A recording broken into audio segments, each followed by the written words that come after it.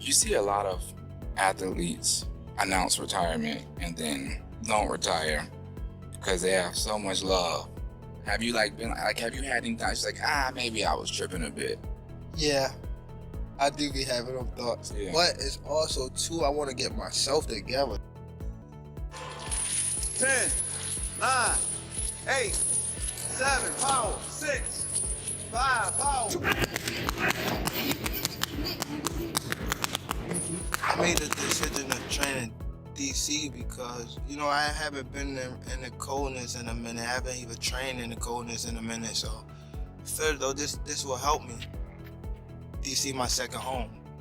I've been coming up here since I was 9 years old, even younger. So I'm not really trying to get in his personal business.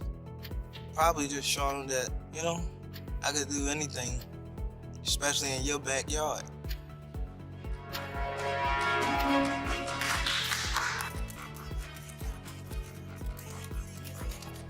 Pride. Some people be made for it, some people don't. It's not going to win. You better be ready. Whatever his future holds, fight fans will be watching. And this next one, it's got all the ingredients for something special.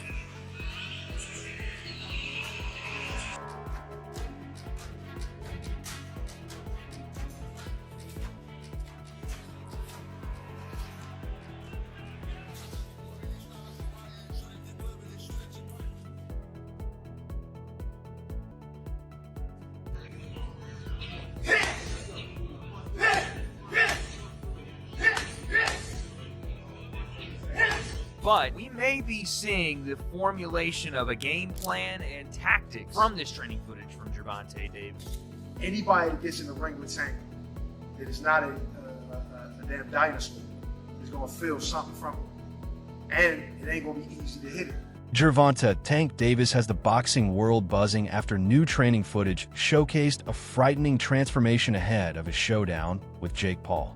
The undefeated superstar looks more powerful and explosive than ever, displaying a noticeably bulked-up physique and devastating punching power. Fans are calling this the most dangerous version of Tank they've ever seen, warning that Jake Paul could be stepping into the ring with a full-blown monster at his peak.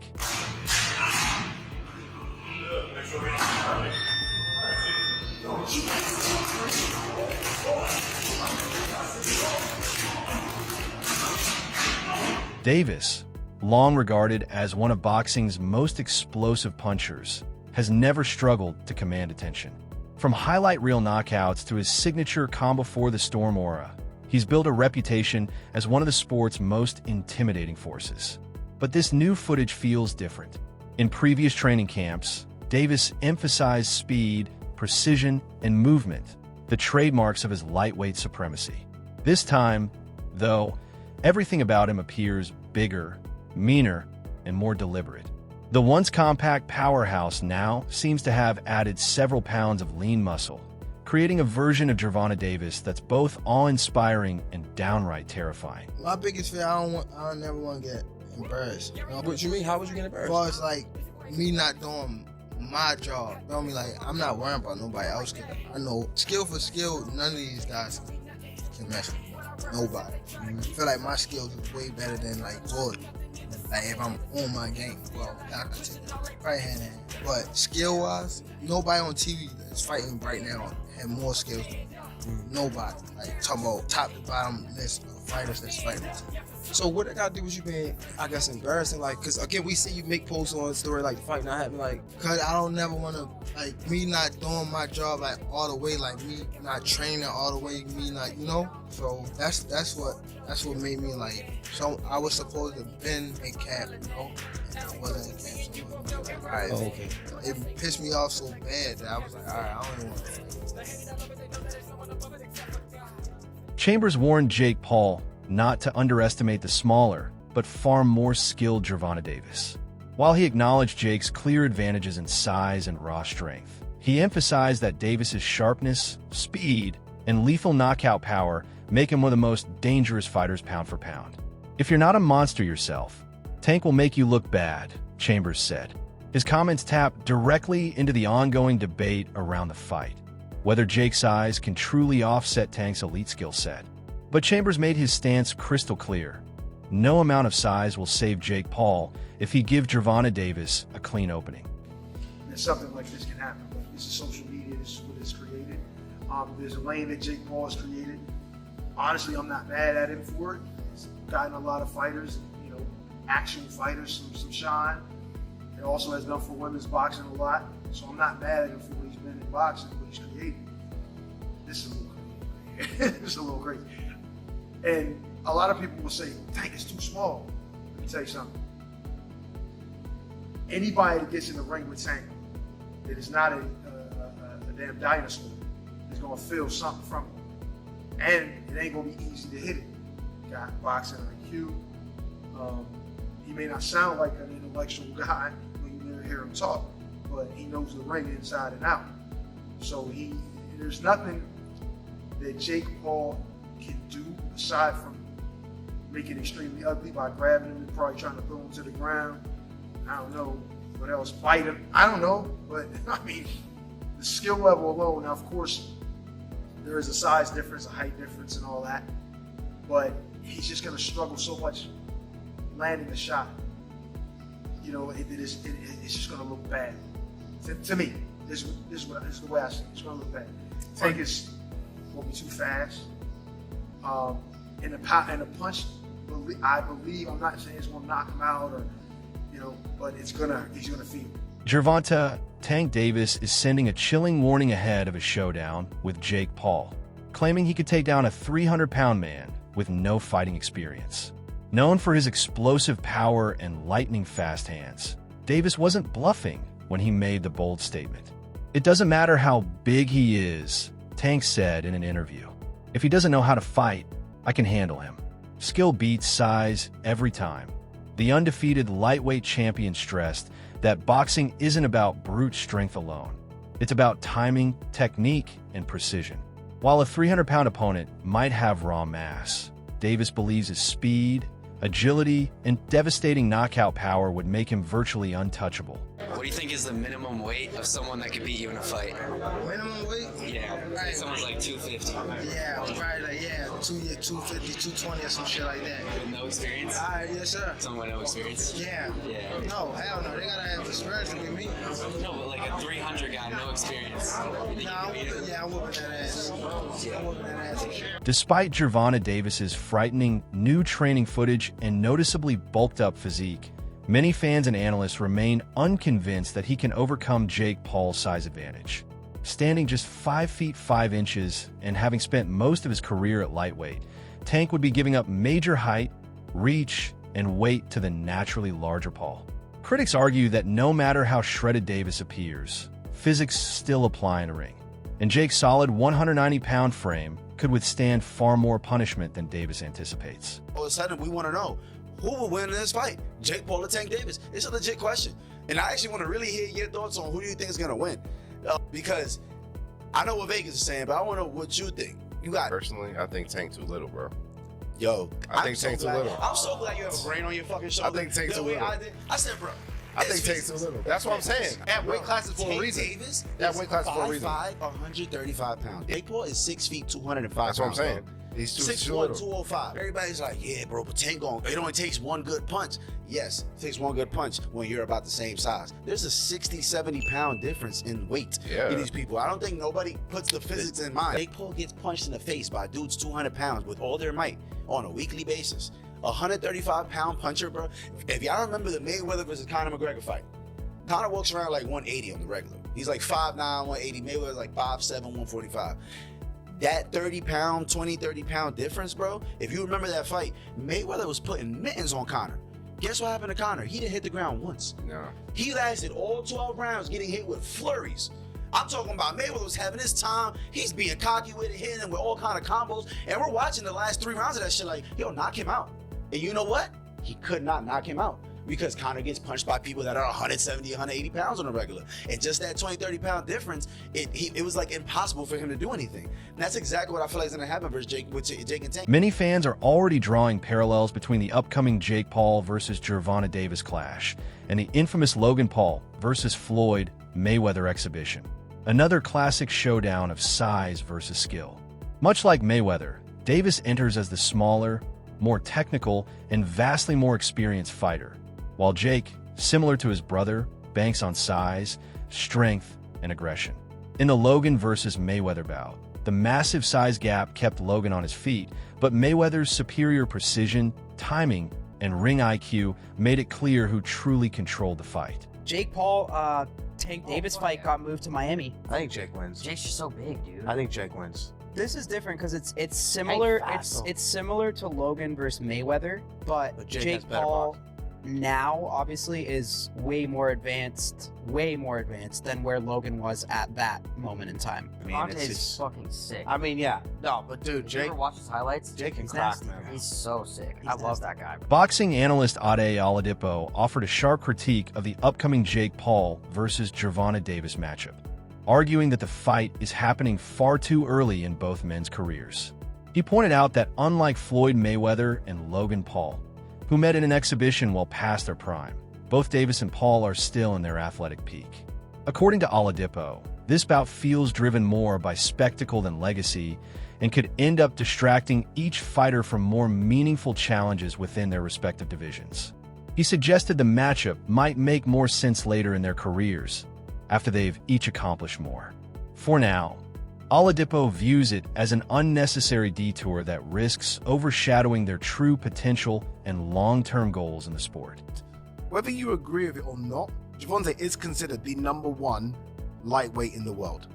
And it's a division that includes Shakur Stevenson, a lot of young guns coming up. I'm not any more sure if it's going to include Keyshawn Davis, but it's a hot division. He's considered #1 in that division.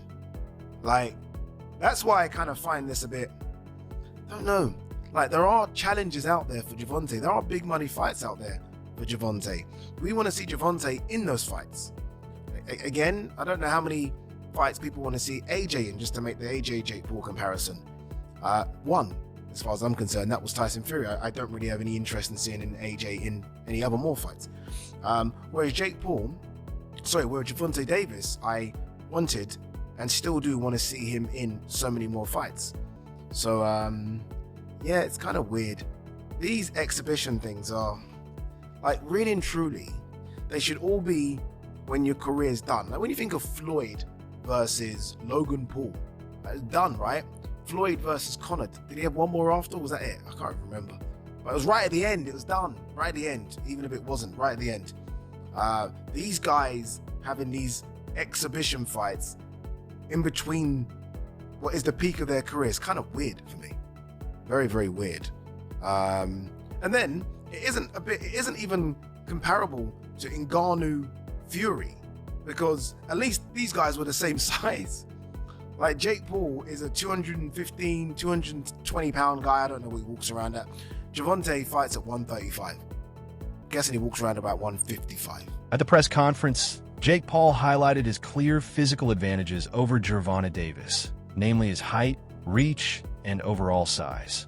He noted that Tank's aggressive, close-range fighting style often leaves defensive openings that he intends to exploit with his longer reach and powerful shots from the outside. Still, Jake was careful not to overstate his position. He admitted that beating Davis wouldn't instantly make him an elite boxer, but instead viewed the fight as a crucial step in his evolution, an opportunity to prove he can compete with world-class talent. His remarks came across as both strategic and grounded, portraying a fighter confident in his abilities, yet focused on earning respect through performance rather than hype or a single victory. I would say a lot of things, but I think first and foremost is going to just be my reach, my size, being able to keep him away. I think there's a lot of holes in his defense that a lot of people haven't exposed before, and he's a great fighter, one of the best. I'm excited. He's elevating me to a new height. He's making me push myself to my limits. I'm more locked in than ever, but at the end of the day, I know I'm going to be able to come out on top and outbox the guy who's been doing it for 7 times as long as me. Jake just said that Tank has been boxing for 7 times as long as Jake has been boxing. They started out this press conference by saying Jake started boxing 5 years ago. So 7 times 5 is 35. Tank is what, 30? Jake Paul made it clear he's not the least bit intimidated by Gervonta Tank Davis, boldly claiming that if they met in the streets, he'd shake him upside down. Paul insisted that his size, strength, and power give him the upper hand both inside and outside the ring. Confident and confrontational, he downplayed Davis's knockout reputation, declaring that Tank has never faced anyone with his level of toughness. "He's too small to scare me," Paul said. The statement quickly went viral, intensifying the rivalry between the two camps. While Davis remains laser-focused on training, Paul continues to talk big, vowing to prove that power can overcome precision.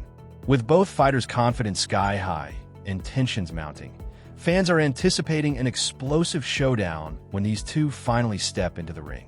He's a 5'8" little peon. If we were in the streets, I would grab that little ginger and smack him upside the head and make him forget who the fuck he was. People don't realize I'm a real killer. I really fucking do this shit. YouTube this, YouTube that, Disney that. This shit is not a joke. I'm knocking out the best of the best, beating all of these people time in and time again. And it's about time that you old heads and all these fucking boxers who think they know about the sport put some respect on my name. The size difference between Gervonta Davis and Jake Paul is staggering, sparking serious concerns about fairness and safety. Davis, who normally competes between 135 and 140 pounds, will be stepping in against a man nearly half a foot taller and potentially 70 pounds heavier on fight night.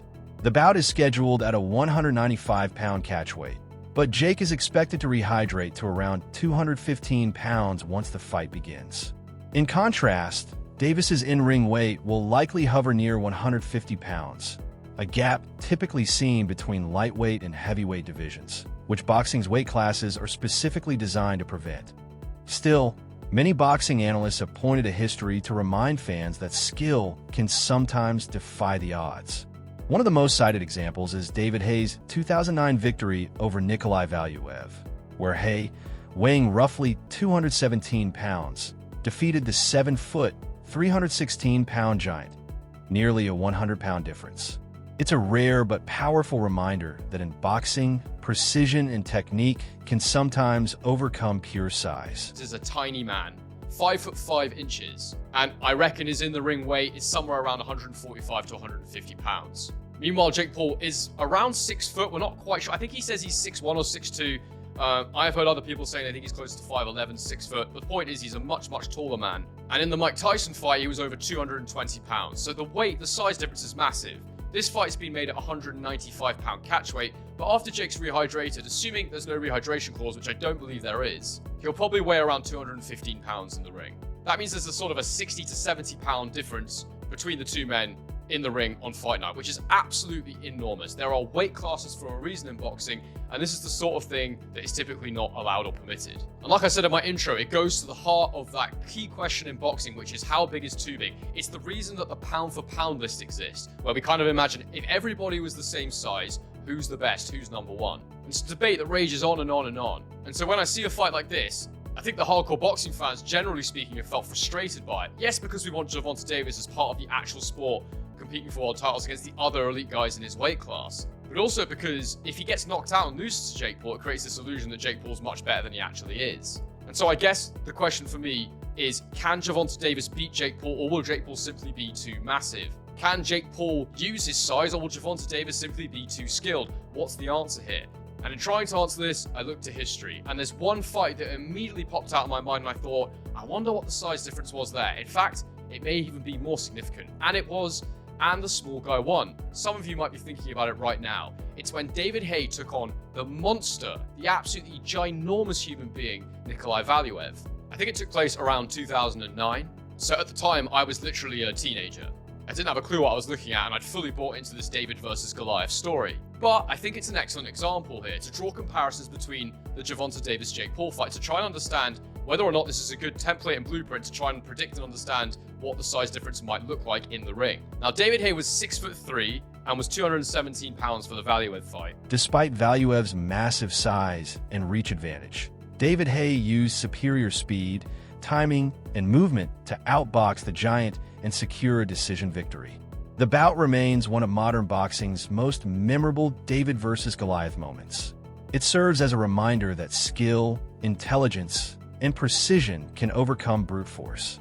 Similarly, the comparison suggests that Gervonta Tank Davis, though far smaller than Jake Paul, could still find a way to win if his elite technique, timing, and fight IQ come into play, proving once again that in boxing, strategy can sometimes neutralize sheer size and strength. This means that the weight gap was just a tiny bit under 100 pounds, which is obviously 40 pounds more, 35 pounds more than the gap between Davis and Paul. And there was a 9-inch gap in their height versus what seems to be a 7-inch height gap between Gervonta Davis and Jake Paul. And if you go back and watch that fight, David Haye wins it fairly comfortably. He uses his speed, his power, he moves around the outside of the ring and comprehensively outboxes Valiev, even hurting him at one point in the fight. I remember getting so excited seeing it and thinking, God, he's actually managed to wobble the giant. This is ridiculous. And so on the surface, that was a bigger gap, a harder fight for David Haye than Gervonta Davis might find Jake Paul as an opponent.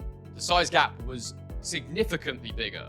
And Nikolai Valiev was a guy who won over 50 fights. You know, this was an actual competitive heavyweight boxer who'd beaten some decent names. Aiden Ross, a popular streamer and longtime supporter of Jake Paul, is confidently predicting that Jake will shock the world against Gervonta Tank Davis. According to Ross, anyone doubting Jake's chances just doesn't understand boxing. He argues that Paul has improved with every fight, developing the skills and discipline to genuinely challenge a world-class opponent. Dismissing those who still label Jake as merely a YouTuber-turned-boxer, Ross insists that Jake has already proven his legitimacy inside the ring.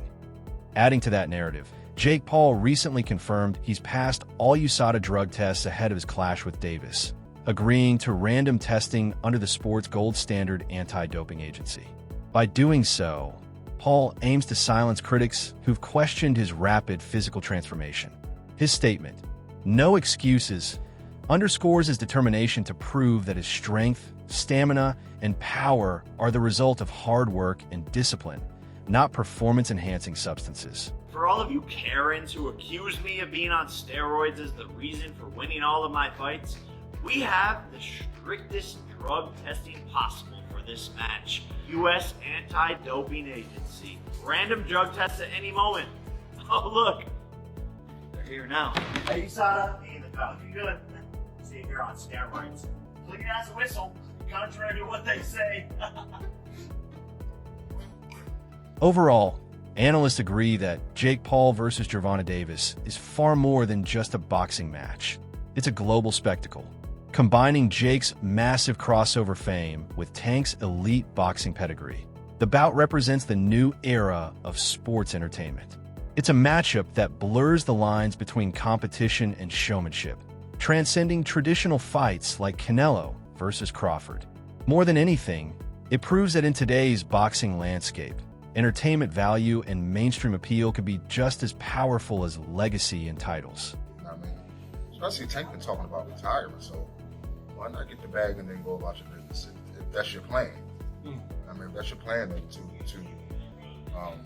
retire, then go get the bag and go about your business. You ain't doing nothing wrong. I'm not against it. You got some people that are very critical of Tank. Does it make sense depending on what you're in boxing for? Because you got some people that want to fight the best. You got some people that want the accolades, the belts, the undisputeds.